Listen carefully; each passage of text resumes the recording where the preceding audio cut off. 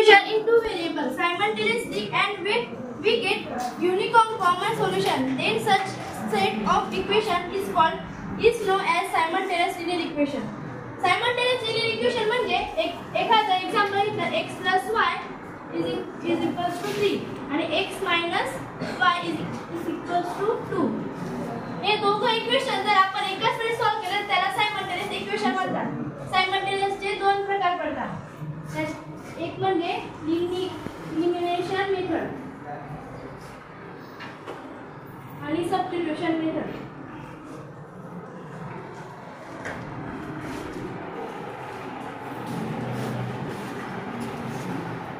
Elimination म्हणजे एखाद्या equation मधून त्याची वजा करणे आणि सबस्टिट्यूशन मध्ये ऍड करणे.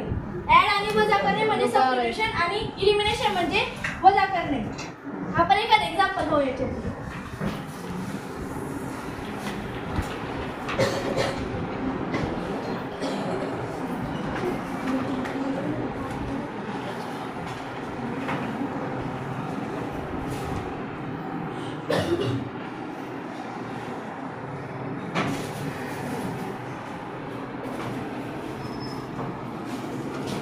x plus y is equals to 14 आणि x minus y is equals to 2.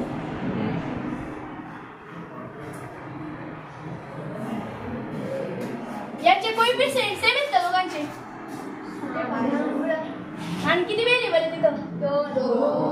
आणि कोएफिशिएंट काय आहे यांचं दोघांचं? कोएफिशिएंट y कोएफिशिएंट y नाही x इथं काय 1 असतो, काय राहिलं तर 1 असतो. याचं कोएफिशिएंट याचा आणि याचा कोएफिशिएंट एकच आहे ना. मग याचं ऍड वेगळं सबट्रॅक्ट. इथं प्लस आहे, इथं एक प्लस आहे. हात वरती करा.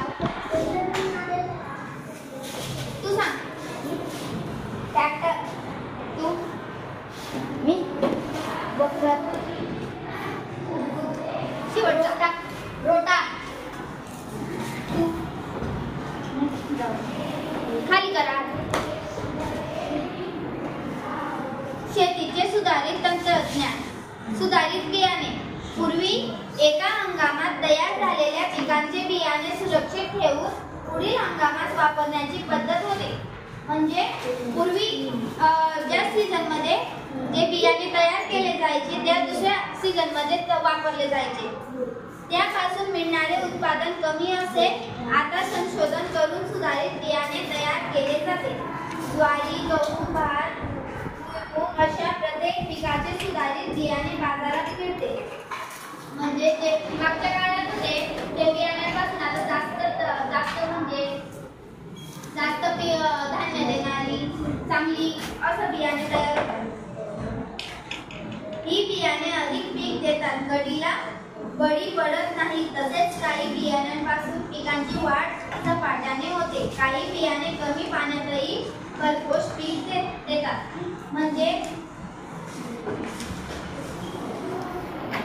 काही बियाणे असतात त्यांचे रोप असतं ते जास्त वाढतं म्हणजे कमी